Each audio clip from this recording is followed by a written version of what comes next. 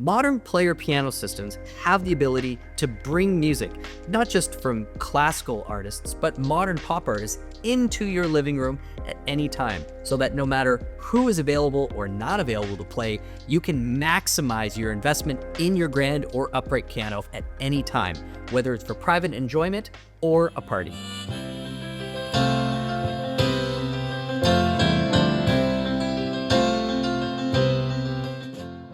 Now, before we go any further with the video, I want to take a quick moment and just ask for a favor. If our stats are correct, over 50% of you watching right now aren't subscribed. And so if you're enjoying the video and like to see more, please hit that button and become part of our amazing community. Subscribing not only helps us to continue creating great weekly content, but our subscribers get access to draws, polls, unique content, and even product discounts. And now, let's get back to the video. Some stats say that up to 1 out of 3 every grand pianos that's sold in North America is sold with one of these player systems. So why do people love it so much? For one, it brings multiple genres from hundreds of popular artists to your instrument that you can recall at any moment. But over the long run, it actually becomes a more affordable way to have really special musical performances on your instrument over the course of decades. So how do these player systems actually work? How do they pull off this seeming magic trick? So originally, piano players worked off pneumatic systems, and anybody who's seen any footage of this, it's just incredible what they were able to achieve, considering this was happening right at the turn of the last century. Essentially, a series of pumps and bellows would pump air through the entire piano and then individually activate each key. And it did that by really having a paper roll with 88 little holes running through that roll, and whenever there was a gap, that would activate the key. And those rolls kind of look like this. So what you can see here is that we've got dots that represent the time that each of the notes are supposed to be played for. And anyone who's watched any modern kind of MIDI roll videos will recognize this, because essentially what you're looking at is the world's first MIDI roll video activating a pneumatic system. Now, the specific roll we're looking at was produced by QRS, and remember that name because that's going to play into a little bit later on in the video. Now, in modern player pianos, obviously it's not a pneumatic system, Ricky. It's actually magnetically driven solenoids that are moving the keys. And so there is a little bit of surgery required to take an acoustic piano and fit it with one of these systems. Now, this brings up a concern that is pretty common when people first start thinking about installing a system, which is A, am I kind of wrecking my normal piano to do this? And B, is it going to change how the keys feel? Because how can you introduce a mechanical system that can move the keys that, when it's not engaged, still feels like my normal piano? So on the first question, it's actually a very small, basically incision that gets made on your instrument to make room for that row of solenoids. Now, not just anybody can do this. You do need to have a trained technician with the right equipment in the right shop in order to make that precise cut in your instrument. It's got to be at exactly the right place. It has to be the right width.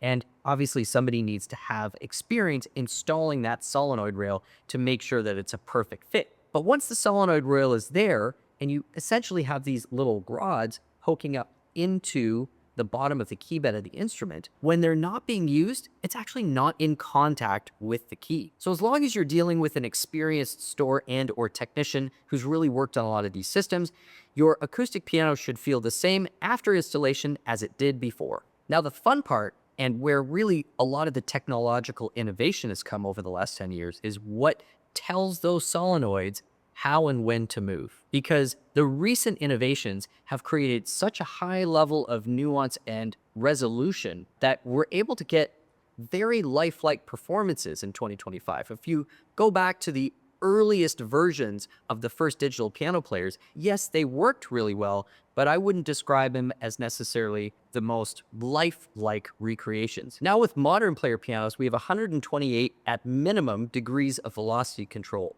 really to deliver as lifelike a recreation or a reproduction of a performance as possible. So first, we have the advancement in just the accuracy of the playing itself. Second, we've got advancements in the control surface and how you're able to interact with that brain. Modern systems, such as the system we're going to be taking a look at shortly, you're able to control not only with a mobile device through a wireless connection, but they also have control panels directly attached to the instrument, as well as the option to attach larger screen controls as well. Third are the types of interactions that you can have with this instrument. Obviously, in its default format, having the piano play itself back is the most obvious way in which this instrument works. But you can now also have instrument playback that includes original audio from a lot of these popular artists with the piano playing along with it, as well as the ability to actually record yourself and have that play itself back. So a number of different modes in which you can really enjoy and interact with that technology. And then fourth is just the sheer size and variety of the library. When these things first started out, you were lucky to be able to get a few hundred options. Now, in the case of the QRS library, we're up to over 17,000 titles, and those are available on a subscription rather than having to individually buy physical discs and CDs that you used to have to do. So really, think about a streaming platform like Spotify, except this is for your piano. Add to that some other minor advancements like the ability to create your own playlist, the ability to favorite and sort and organize all of those artist tracks in a number of different ways, not just playlists. And ultimately, we're really at the point now where the technology doesn't get in the way of you enjoying the instrument. It really truly just enhances it. So now let's hear a few examples of what these pianos could do. We'll start with maybe a classical and then move on to some jazz and finally some modern pop. And along the way, I'm going to give my musical impressions of just how lifelike these presentations really are.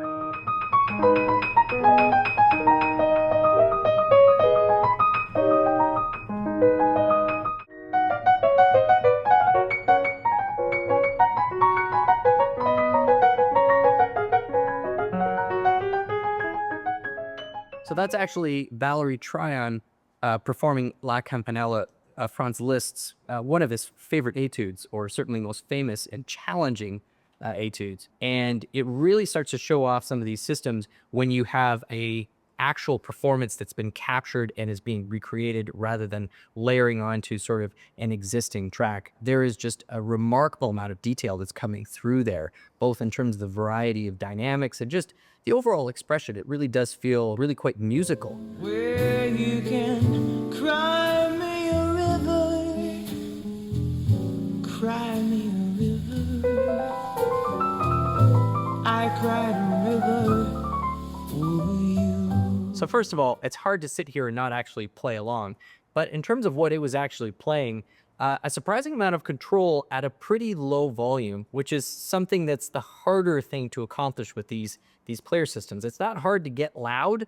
It's really hard to have control in the lower volume range and not have missed notes or something that's sounding or feeling really clunky. That actually felt pretty human-like. One thing I should mention is that with a lot of these systems, or certainly the system we're listening to today, which is QRS Pianomation 4, you have the ability to mute the piano part as well. So if you really can't resist and you want to be playing along with the original audio without the piano there, well, that's pretty easy to do. And then finally, let's hear what this does when we pair it with a really well-known pop piece.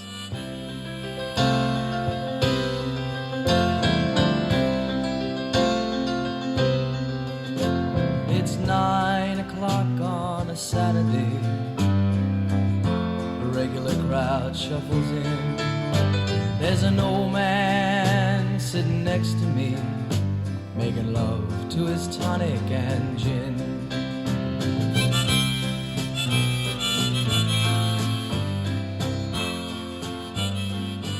So I know it might be a little cliche to have Piano Man playing on a player piano, but honestly, it doesn't really take away from the funness. And you know, people who can't play the instrument, I feel like are able to engage a little bit more with the physical act of making the music, even just visually, by not having somebody sitting here getting in the way of it. That can kind of observe this instrument, creating the sound and really creating that vibe. And I think in some ways that's, you know, a different but equally engaging way for people to kind of take piano in. So even more than a normal acoustic piano already is, these things are mood setters, they're conversations, and they're a live show all wrapped into one. And while I can see some people looking at these mostly as toys, even for very passionate hobbyist or even professional players, you can't argue with the fact that being able to get even more out of your instrument when you don't feel like playing can't be a bad thing. Now, this isn't going to be for everybody.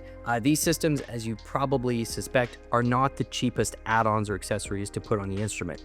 And in some cases, if you're talking about a typical baby grand, it could double the price of the instrument. However, I think this all comes down to the level of use the instrument's going to get and really what enjoyment this brings. So I hope you've enjoyed this sneak peek at what modern piano Clayer systems are able to do in 2025. If you've enjoyed it, as we said at the beginning, please consider subscribing. We're always coming up with this great content. We'd love to have you as a regular weekly viewer. My name is Stu Harrison. It's been Merriam Pianos on YouTube. We'll see you soon. Thanks so much for watching.